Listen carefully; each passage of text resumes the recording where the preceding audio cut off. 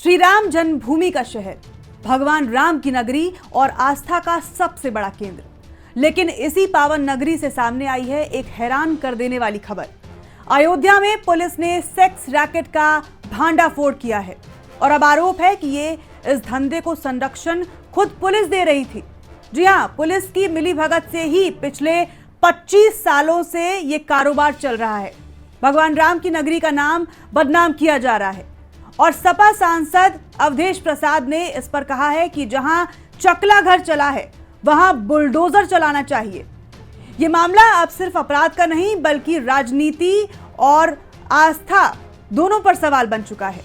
नमस्कार, आप देख रहे हैं YBN यूपी उत्तराखंड और मैं हूं आपके साथ अंजलि चौहान। जरा सोचिए, भगवान राम की नगरी अयोध्या, जिसे पूरी दुनिया मर्यादा पुरुषोत्तम की पवित्र भूमि कहती है, वही अयोध्या अपराध और अवैध कारोबार से बदनाम हो रही है। जी हां, अयोध्या में सेक्स रैकेट का भांडाफोड़ हुआ है और इसको लेकर अब राजनीति गर्मा गई है। मामला सिर्फ रैकेट का ही नहीं बल्कि आरोप यह है कि पुलिस खुद इस धंधे को संरक्षण दे रही थी। और यही सबसे बड़ा सवाल है कि अगर कानून के रखवाले ही अपराधियों के साथी बन जाएं तो जनता कहां जाएगी। बीते शुक्रवार अयोध्या के कोतवाली नगर क्षेत्र की फतेहगंज खीर गली में पुलिस ने एक गेस्ट हाउस पर छापा मारा। यहां सेक्स रैकेट चल रहा था और यकीन मानिए, यह धंधा कोई 1-2 दिन से नहीं बल्कि पिछले 25 साल से चल रहा था। छापे में पुलिस ने 11 लड़कियों को बरामद किया, जिनमें से ज्यादातर को बिहार और गोरखपुर से लाया गया था। गेस्ट हाउस मालिक और उसके 2 सहयोगियों को भी गिरफ्तार किया गया है। जांच में यह सामने आया कि लड़कियों को बाहर निकलने की इजाजत नहीं थी। खाना पीना रहना सब कुछ गेस्ट हाउस के अंदर ही होता था ताकि किसी को शक ना हो। अब आते हैं असली धमाके पर। समाजवादी पार्टी के सांसद अवधेश प्रसाद ने सीधे अयोध्या पुलिस पर निशाना साधा है। शहर के शाने अवध होटल में प्रेस कॉन्फ्रेंस करके उन्होंने कहा, यह कारोबार पुलिस की नाक के नीचे यानी फतेहगंज चौकी से सिर्फ 500 मीटर दूर चल रहा था। 25 साल से चल रही यह हरकत अगर पुलिस को नहीं दिखी तो फिर किसे दिखेगी। सांसद का आरोप है कि पुलिस खुद इस धंधे को संरक्षण दे रही थी। सिर्फ इतना ही नहीं, सांसद ने कहा जिस घर में चकला घर चल रहा था वहां तुरंत बुलडोजर चलना चाहिए।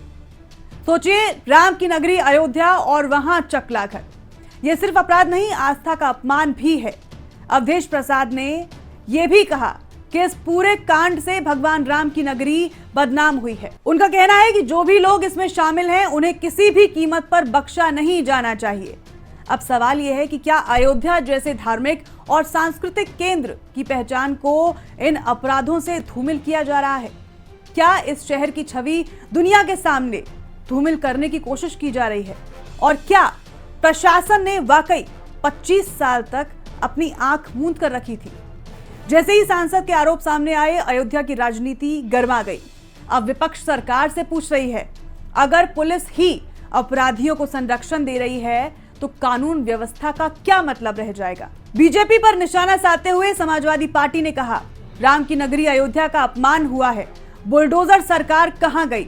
दूसरी तरफ सत्ता पक्ष ने भी सफाई देनी शुरू कर दी है कि कानून का राज सबसे ऊपर है और दोषियों पर कार्रवाई जरूर होगी। लेकिन सच यह है कि जनता का गुस्सा अब बढ़ चुका है और लोग तुरंत कार्रवाई की मांग कर रहे हैं। अब आते हैं पुलिस की जांच पर। पुलिस का कहना है कि गेस्ट हाउस मालिक लड़कियों को बिहार और गोरखपुर से लाता था। वो उन्हें गेस्ट हाउस से बाहर जाने की इजाजत नहीं देता था ताकि आसपास के लोगों को उन पर शक ना हो। लेकिन बड़ा सवाल यही है कि 25 साल तक पुलिस को भनक क्यों नहीं लगी? क्या किसी बड़े नेटवर्क की संलिप्तता है इसमें? क्या सांसद के आरोप सही हैं कि पुलिस ही इस धंधे को बचा रही थी? इस खुलासे के बाद अयोध्या के लोगों का गुस्सा 7वें आसमान पर है। लोग कह रहे हैं कि यह मामला सिर्फ अपराध का नहीं बल्कि राम की नगरी की गरिमा का भी सवाल है। सोशल मीडिया पर लोग लिख रहे हैं कि अगर दोषियों पर सख्त कार्रवाई नहीं हुई तो सरकार की छवि पर भी इसका असर पड़ेगा। अयोध्या के लोग और वहां के आसपास के लोग ये मांग कर रहे हैं कि गेस्ट हाउस पर बुलडोजर चलना चाहिए। इस धंधे को संरक्षण देने वालों पर भी कार्रवाई होनी चाहिए। दोस्तों, यहां सबसे बड़ा सवाल यही है कि क्या ये मामला सिर्फ एक गेस्ट हाउस का है या अयोध्या में और भी ऐसे अड्डे चल रहे हैं?